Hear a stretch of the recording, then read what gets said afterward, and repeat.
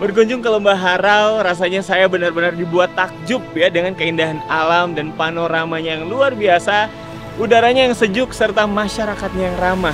Iya, lihat alamnya yang indah. Amazing, Pak. Amazing, fantastic ya. Ini membuat saya betah dan juga tentunya ini adalah tempat wisata atau destinasi wisata yang sangat layak sekali untuk dikunjungi. Kalio randang daun kayu. Oke. Saya coba icip ya Bu ya. Boleh. Bismillah. Sumatera Barat memiliki sejuta pesona yang takkan ada habisnya untuk dijelajahi. Kali ini, saya menjelajah sebuah lembah di ujung timur Sumatera Barat. Taman bumi terindah, lembah termegah yang dimiliki Indonesia.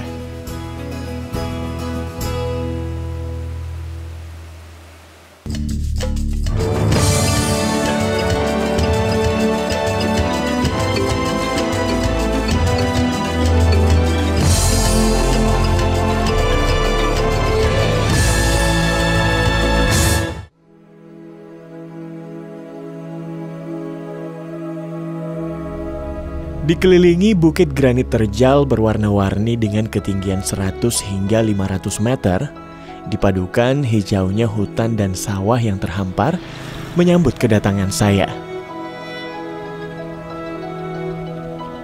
Ini adalah kali pertama saya menginjakkan kaki di Taman Bumi Lembah Harau. Hanya ada satu kata yang terlintas di benak saya, menakjubkan. Kawasan Geopark Lembah Harau ini menjadi spot ataupun juga destinasi wisata favorit terutama untuk masyarakat Minang ya yang ada di Sumatera Barat, dan kawasan ini terletak di Kabupaten 50 Kota. Nah, di sini Anda dapat menyaksikan bentang alam yang sangat indah dengan tebing-tebing yang menjulang tinggi dan merupakan salah satu tebing yang hanya ada 2 di dunia. Kira-kira seperti apa keindahannya? Yuk ikuti saya. Berada di Kabupaten 50 Kota dan berjarak sekitar 18 km dari kota Payakumbuh, kawasan Geopark Lembah Harau seluas 270,5 hektar ini menjadi salah satu destinasi wisata ikonik di Sumatera Barat maupun Indonesia. Ya, sampai saat ini hanya ada 2 lembah yang diakui keunikan dan keindahannya di dunia. Satu lembah Yosemite yang terletak di Sierra Nevada, dan satunya lagi Lembah Harau yang ada di Sumatera Barat ini. Wah, keren ya? Gimana? Bangga kan jadi Indonesia? Pada Januari 1993, kawasan Geopark Lembah Harau ditetapkan sebagai cagar alam dan suaka marga satwa. Itu artinya, sudah 30 tahun lebih, Lembah Harau menjadi bagian penting bagi peradaban manusia di muka bumi ini. Kawasan Geopark Lembah Harau adalah lembah yang subur dan asri. Sejak dulu masyarakat di sini memiliki kearifan hidup berdampingan dengan alam, menjaga dan memanfaatkan alam dengan secukupnya, hidup dari hasil pertanian. Karena keasrian alamnya yang masih terjaga, sektor pariwisata kini juga menjadi salah satu roda penggerak ekonomi bagi masyarakat Lembah Harau.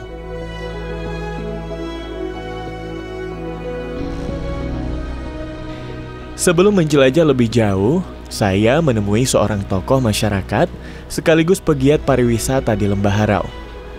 Saya penasaran seperti apa perkembangan pariwisata di daerah ini. Halo Nanda, selamat datang ya di Ranah Minang, khususnya di kawasan Lembah Harau ya. Wah, barangkali ini kali pertama ke sini ya. Mudah-mudahan betah di sini, selama di sini. Thank you. Ya, lihat alamnya yang indah.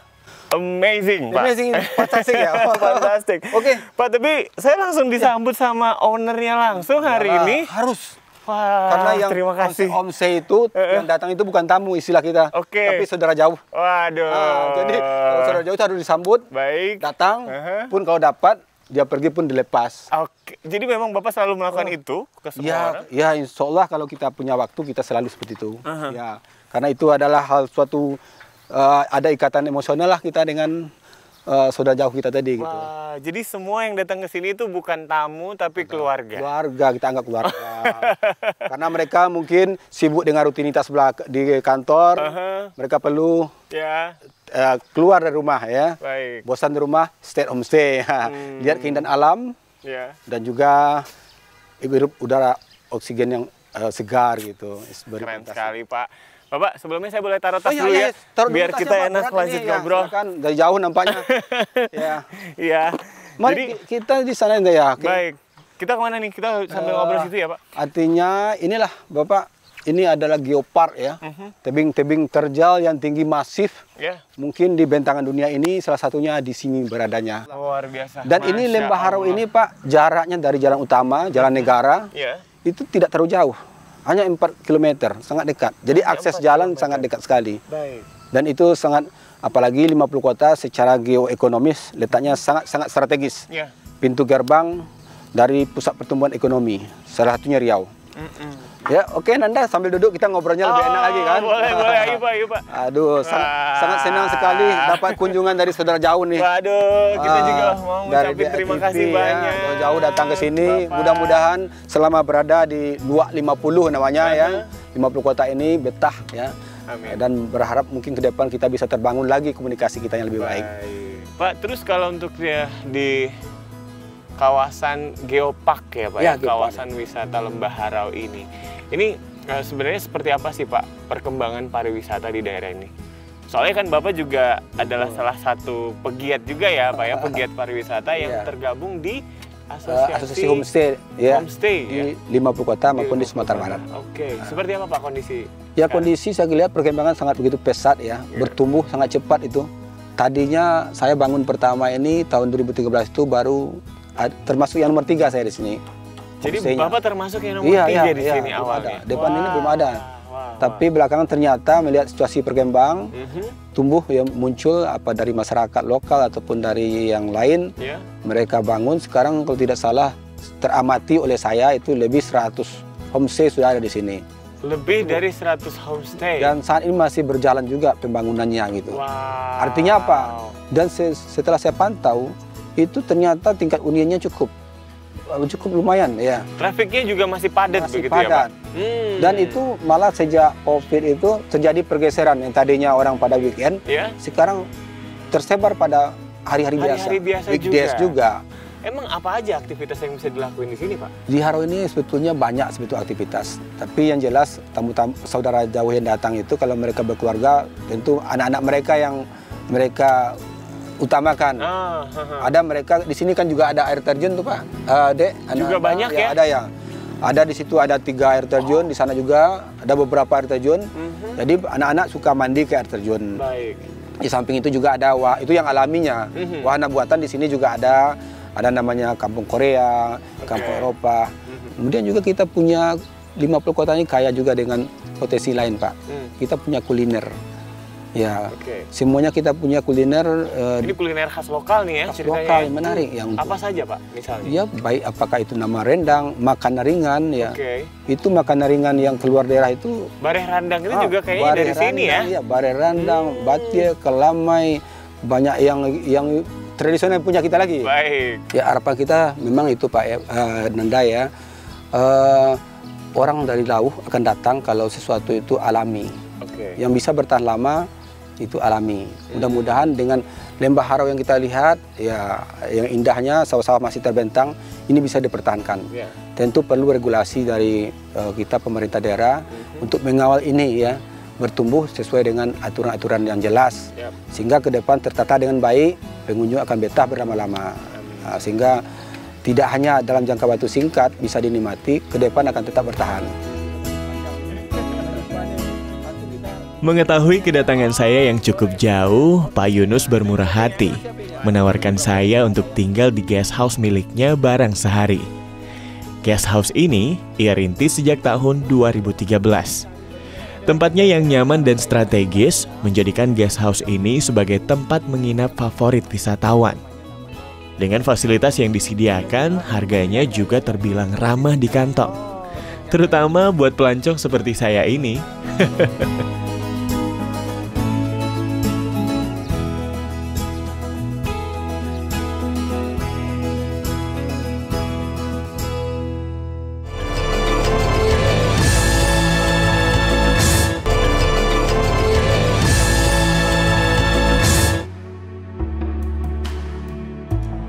saya memulai perjalanan menelusuri keindahan alam Lembah Harau. Saya melihat begitu banyak homestay yang dikelola secara mandiri oleh masyarakat. Ada banyak pedagang souvenir maupun kuliner yang dapat hidup seiring dengan banyaknya pengunjung yang datang. Senang rasanya melihat hampir seluruh masyarakat benar-benar merasakan dampak positif dari pariwisata. Kemudian saya bertemu dengan Pak Zikri. Pak Zikri termasuk orang pertama yang berinisiatif mendirikan homestay di Lembah Harau. Nah, seiring perjalannya waktu, Lembah Harau ini kian dikenal dan semakin banyak orang yang datang. Tentu homestay di sini katanya juga kabarnya terus meningkat ya Pak? Betul. Mungkin boleh ceritain dulu dan sekarang udah seperti apa perkembangan homestay di tempat kita ini Pak? Perkembangannya khususnya pada tahun 2003 dulu kira-kira 3 homestay cuman. Tahun 2003? Tahun 2003. Jadi saya termasuk yang pertama membuat homestay tahun 2003. Kemudian daya tariknya agak kurang, polesannya agak kurang. Baik. Baru tahun 2015 adanya Kampung Eropa, kemudian adanya pesantren ICBS. Setelah itu adanya Tour de Singkarak. Tambah lagi dengan kebiasaan orang-orang tahun 2015 ke atas sampai sekarang suka selfie. Sebelum itu HP orang jadul kan. Saya kayaknya juga masih mau keliling-keliling, tapi sepertinya saya butuh referensi nih dari Bapak. Kalau di sini kita enaknya kemana lagi Pak? Enaknya salah satu ke Sarasamurai. Sarasamurai itu estetiknya adalah kita masuk hutan sedikit. Jadi kesannya itu agak ada trekkingnya, kemudian tidak dilihat orang di pinggir jalan. Baik. Jadi sepertinya saya juga wajib untuk ke sana nih ya? Iya betul. Oke, kalau gitu makasih banyak. Sama-sama. Berapa lama ke situ? Sesuai saran Pak Zikri, saya langsung menuju ke Serasah Murai. Bersama dengan Vio dan Latifa, kakak beradik yang begitu antusias dan bangga dengan keindahan alam tanah kelahirannya. Mereka bercita-cita ingin memajukan pariwisata di kampung halaman hingga dikenal luas oleh masyarakat dari berbagai penjuru negara. Lantas saya diajak untuk trekking, melihat salah satu air terjun yang ada di kawasan hutan Lembah Harau. Serasah Murai namanya.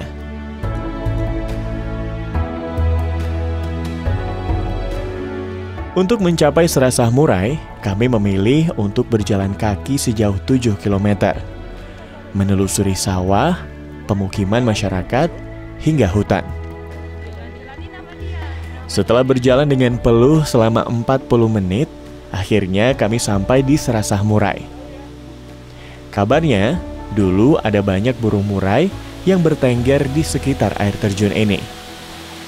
Akhirnya saya sampai di air terjun Serasah Murai. Jadi kalau dilihat air terjunnya sangat indah sekali dan juga airnya sangat jernih. Dan kalau dari sini nih, ini yang kelihatan baru satu tingkatnya saja. Nanti di atasnya ini bakalan lebih ada lagi, air terjunnya sangat tinggi bahkan sampai 7 tingkat.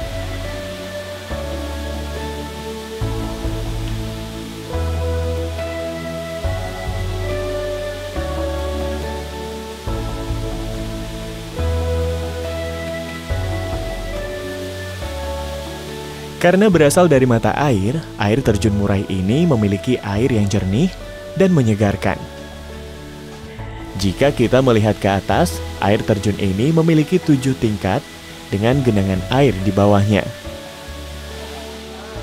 Karena keindahannya, pada hari biasa seperti ini saja, Serasah Murai tetap ramai dikunjungi. Apalagi pada saat hari libur.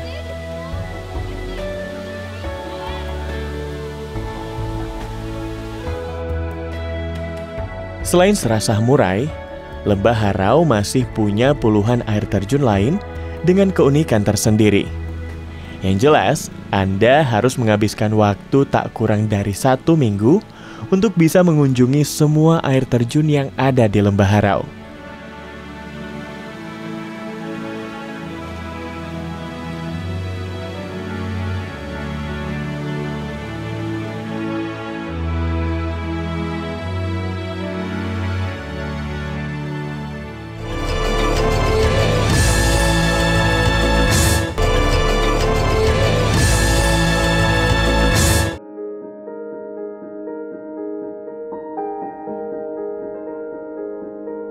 Selain landscape alam, kearifan masyarakat lokal juga tak kalah menarik untuk ditelusuri. Kali ini, saya berkesempatan melihat secara langsung proses pembuatan rendang tradisional Minang yang ada di 50 kota.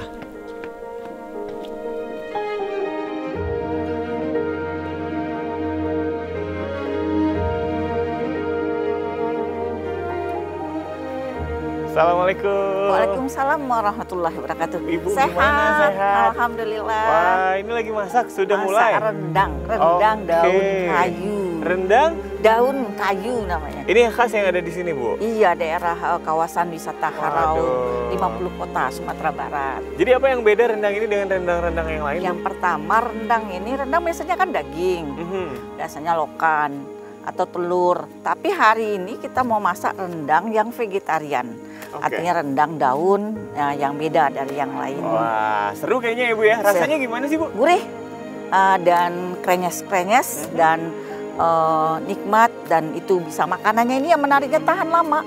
Bisa dibawa untuk merantau. Boleh sambil kita lihat yuk? Boleh. Diinisiasi oleh Pusat Riset Kearifan Lokal Minangkabau Universitas Negeri Padang, rendang ini telah dikenal sejak lama secara turun-temurun sampai saat ini. Saya bisa bantu apa nih? Saya bantu lihat-lihat aja kali ya. Mengamati Bantu aja doanya supaya masakannya enak. Amin. Supaya Udah pasti masakannya enak lezat. kalau ini. Baik. Jadi kalau untuk daun-daunnya sendiri yang kita ambil gimana ya, Bu? Ini namanya daun aka. Ini kita ambil banyak banyak di sekitar rumah. Ini ya, ini daun. Ya, daun aka namanya. Ini daun aka. Iya, Daun aka ini tumbuhnya? Memang di sekitar rumah memang menyalar-nyalar kayak biasa. Jadi makanya akar gitu. Seperti yang Anda lihat, tidak ada unsur hewani dalam pembuatan rendang kali ini. Karena yang menjadi bahan utamanya adalah dedaunan yang tumbuh liar di sekitar pekarangan rumah masyarakat. Daun yang biasa digunakan adalah daun kawa, daun surian, daun mali-mali, dan lainnya. Jadi pemirsa, untuk ngebuat rendang di Lembah Harau atau di Geopark Harau, ini ibu-ibunya sejak dulu ya, Bu ya? Iya, Ini sejak ternyata nggak cuma rendang daging aja gitu, tapi ada juga rendang yang sangat unik. Justru ini makanan vegetarian juga ada di sini loh. Ini dari daun aka. Daun ya? aka sebenarnya Daun ada lagi aka. daun pamali, daun pelangi dan sebagainya. Pilihan daun banyak sih. Nah, kira-kira nanti kayak apa jadinya ya, kayak apa rasanya, kita akan tahu sebentar lagi ya. Boleh. Ini jelang untuk dimasukin ya, Bu. Ya. Apalagi nih, Bu, persiapannya? Setelah itu kita masukin bumbunya. Ini bumbunya. Ya. Yang menarik, proses memasaknya pun menggunakan tungku dengan kayu bakar. Ini bertujuan agar rasanya lebih enak, gurih, dan aromanya lebih sedap. Yang menariknya satu lagi, kalau di daerah ini, daerah beberapa Payakumbuh yang satu lagi, merandang ini kan ada kebiasaan dari masyarakat itu suluk gitu, suluk di bulan puasa. Jadi bulan puasa. Itu semacam ibadah ya bagi umat Islam ya? Ibadah. Jadi kalau mereka ibadah tuh salah satu syaratnya tuh mereka nggak boleh makanan yang berdarah atau makanan binatang. Nah, maka pilihannya adalah randang daun. Randang daun ini kan tahan lama. Orang tuh kan nggak perlu banyak masak, bisa makan. Mereka tidak makan makanan yang berdarah, sehingganya ini menjadi kegemaran dan rasanya enak. Rasanya enak ya? Enak. Itu tautan santan dengan bumbu-bumbu khas ya yang ada di sini. Bumbu khas yang ada di. Terus saya baru tahu ternyata kita sendiri umat Islam itu juga ada apa ya? Tadi ya, Bu ya, kalau lagi ibadah itu memang dihindari untuk makan makanan yang hewani begitu. Kenapa ya, Bu? Ya, itu kata dari observasi yang kita lakukan, itu katanya kalau makan darah kita emosi kita tidak bagus, makanan kita tuh terjaga. Karena dalam ibadah tuh kita kalau dapat emosi kita stabil, kita nggak marah, kita tenang, maka jangan makan-makan yang membangkitkan emosi yang tinggi. Maka salah satunya kita makan banyak sayur-sayuran gitu. Baik. Jadi itu kenapa randang daun ini juga begitu populer sampai hari ini di sini ya? Ya, di sini di daerah kawasan 50 kota. Oke, saya jadi udah nggak sabar, tapi kayaknya masih baru ya. Iya. Kita tunggu kayaknya ya. Bu, kita boleh lihat lebih dekat yuk prosesnya. Ini, boleh. Si kakak ini udah sampai gimana nih, Kak? Oh, ini udah bisa dimasukin daunnya. Ini memang harus selalu diaduk ya, Kak ya? Oke, kita coba masukin.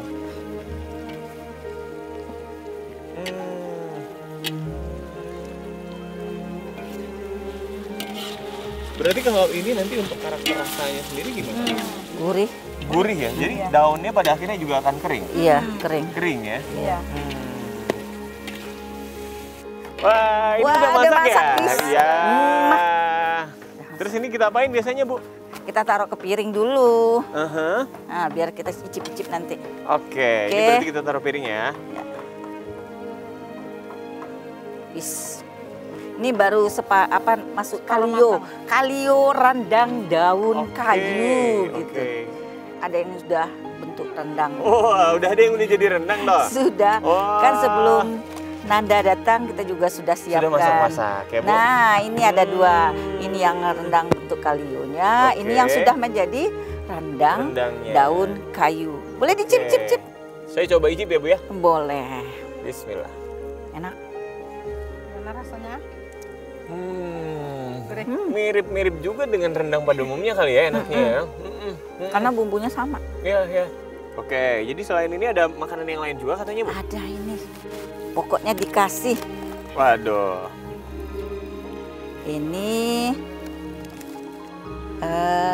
Ini keripik. Jadi keripik? Sama daun akar juga. Ini juga daun akar? Iya. Tapi daun akarnya ini dijadiin keripik? Jadiin keripik. Orang Waduh. biasanya kan daun sayur bayam. Nah, ini keripik daun akar. Waduh, jadi daun aja di sini bisa jadi makanan ya? Enak kok. Ada banyak jenisnya. Saya boleh coba juga ya, Bu? Ibu, cicip juga, Bu. Iya. Mari, Joni. Ya, jadi memang ini dicampur sama tepung, jadinya lebih gurih dan garing begitu ya.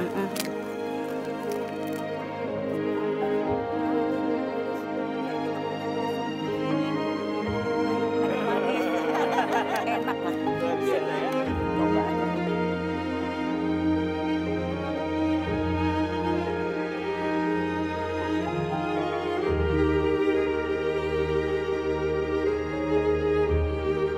Alam akan memberikan segala yang kita butuhkan jika kita dapat menjaga dan melestarikannya. Lebih dari itu, Tuhan juga akan menjaga dan merawat apapun yang melekat pada diri kita. Semoga kearifan masyarakat lokal ini dapat terus terjaga dan semangat masyarakat dalam memajukan pariwisata di desa mereka terus bertumbuh. Pariwisata yang tetap mengedepankan kelestarian alam. Sampai jumpa di perjalanan berikutnya. Pemirsa, saat ini saya sedang ada di salah satu spot yang namanya Eko. Katanya kalau kita di sini teriak ya, suaranya kita itu akan mantul dan kita juga akan bisa dengerinnya lagi. Kita coba.